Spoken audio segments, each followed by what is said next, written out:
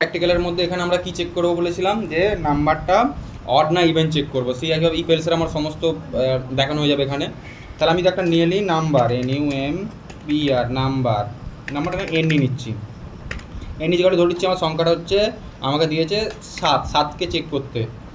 7 আমাদের অড না ইভেন আমরা সেটা দেখবো। ওকে দিয়েছে, তাহলে কী কন্ডিশন লাগাবো? ইফের মধ্যে আমরা কন্ডিশনটা প্যাকেটও লিখতে পারি, এত রাখতে পারি, আমি খোলায় রাখছি, এত টাইপিংয়ে রাখবো না। ইফ স্পেস দিয়ে আমি কি লিখবো? এন মডিউলাস মানে ডিভাইডেড বাই 2 করার পর সেটা যদি কার সঙ্গে 0-র সঙ্গে সমান হয়, তাহলে আমি কি করব? সেটাকে 0-র সঙ্গে সমান হলে সেমিকোলন হয়েছে।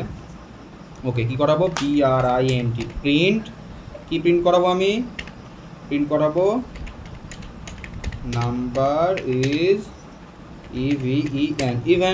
ইভেন নাম্বার, অর্থাৎ 2 দিয়ে ভাগ করার পর ভাগশেষ যদি 0-র সঙ্গে সমান হয় তার মানে কি সেটা ইভেন। না হলে আমাদের কি হবে? এলস এর মধ্যে কি দেবো আমি? Print number is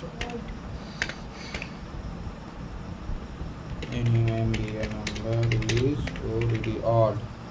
okay, so আমি যদি প্রোগ্রামটা রান করাই, কি আসছে আমাদের? নাম্বার ইজ অড চলে এলো, অর্থাৎ 7কে ভাগ করে এ করা যাবে।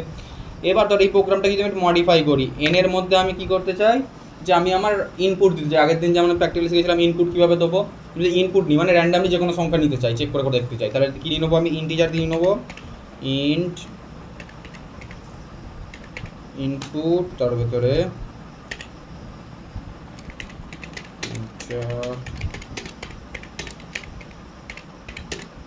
Check, enter number to check. Okay, তো প্রোগ্রাম আমাদের রেডি। সে একইভাবে এনের মধ্যে স্টোর হবে সেটা। তাহলে আমার কি চাইছে? Enter number two. আমি ধরে নিচ্ছি আমি দেবো 9। ওকে, এই কিবোর্ড থেকে দেওয়া হয়ে গেছে 9।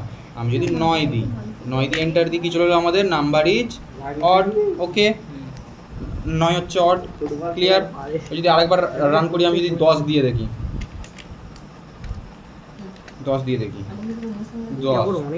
এন্টার দিই, তাহলে নাম্বার ইজ ইভেন। ওকে, তাহলে প্রোগ্রামটা বোঝা গেল। এরকম আমরা যে কোনো কন্ডিশন দিয়ে আমরা চেক করতে পারি কোনো সংখ্যার সঙ্গে সমান নাকি, বা এর সঙ্গে সমান নাকি, এইটা হলে এইটা করবো। এরকমভাবে যে কোনো কন্ডিশন ওয়াইজ আমরা এই জিনিসগুলোকে চেক করতে পারি।